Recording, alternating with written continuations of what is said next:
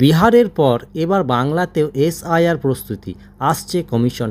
SIR প্রস্তুতি খতিয়ে দেখতে আজ রাতেই রাজ্যে কমিশনের টিম আসছে। খবর, পূর্ব মেদিনীপুর, ঝাড়গ্রাম, বাঁকুড়ায় বিশেষ নজর নির্বাচন কমিশনের। সূত্রের খবর, 3 জেলার সঙ্গে আলাদা বৈঠক করবে কমিশনের বিশেষ টিম। রাজ্যে এসে 500 জন বিএলওদের সঙ্গে বৈঠক করবে কমিশন। রাতেই কলকাতায় আসছেন গণেশ ভারতীয় সহ কমিশনের 4 কর্তা। এও জানা গিয়েছে বুধবার উত্তরবঙ্গ বাদে সব জেলার ডিএম ইআরওদের সঙ্গে বৈঠক করবেন তারা। বৈঠকের পর রাজারহাট, গোপালপুর, তারপর বারাসাত যাবে কমিশন। বৃহস্পতিবার সকাল 10টায় কোলাঘাটে 3 জেলার ডিএমের সঙ্গে বৈঠক হবে।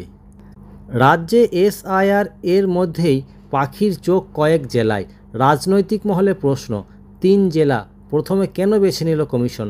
তবে কি বিরোধী দলনেতার জেলা বলেই কি পূর্ব মেদিনীপুর পাখির চোখ কমিশনের? রাজনৈতিক সূত্রে খবর, বিজেপির অভিযোগ ছিল সরকারি কর্মী বাদ দিয়ে কোনো বেসরকারি কর্মীদের বিএলও হিসাবে নিয়োগ করা হচ্ছে।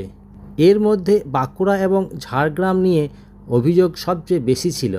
তবে কমিশনের আধিকারিক জানাচ্ছেন, বাঁকুড়ায় 2002 সালের ভোটার তালিকার তুলনায় 2025-এর তালিকায় বিস্তর নাম পাওয়া যায়নি, তাই সেসব খতিয়ে দেখবে কমিশন। সূত্রের খবর, রাজারহাট, গোপালপুর নিয়েও তৎপর কমিশন। রাজারহাট ডিও, আইটি সেল, ইআরওদের নিয়ে বৈঠক করবে কমিশন। 2টি অ্যাসেম্বলিতে সব বিএলওদের নিয়ে বৈঠক বসছে। ইতিমধ্যে সেখানকার ইআরওদের বিরুদ্ধে অভিযোগ করেছে কমিশন। সব মিলিয়ে এসআইআর নিয়ে একেবারে ময়দানে নেমে কাজ করতে চায় কমিশন, সেটা স্পষ্ট। এর আগেই ভোটার তালিকার বিশেষ সংশোধন সংক্রান্ত প্রশিক্ষণ হয়েছে। অতিরিক্ত জেলা শাসক, ইআরও, এইআরও, ইলেকশন ওসিদেরকে নিয়েও বৈঠকে বসবে মুখ্য নির্বাচনী আধিকারিক।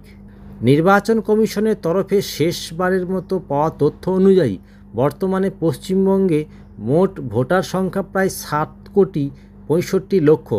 সেক্ষেত্রে প্রায় দ্বিগুণ পরিমাণ, অর্থাৎ প্রায় 15 কোটি ফর্ম ছাপানোর কথা বলা হয়েছে। পুরো প্রক্রিয়াটাই হবে নির্বাচন কমিশন ফর্ম পাঠানোর পর। সূত্রের খবর, নাম, তথ্য সংক্রান্ত সেই ফর্মের ধাঁচ বিহারের সংশোধন সংক্রান্ত ফর্মের মতোই হবে। কখন থেকে পুরোদমে এসআইআর শুরু হবে এবং কি কি নথিপত্র আপনাদের হাতে রাখতে হবে, এই সমস্ত খবর সবার আগে পেতে ডাব্লিউ বাংলা নিউজ চ্যানেলের পর্দায় চোখ রাখুন। ধন্যবাদ।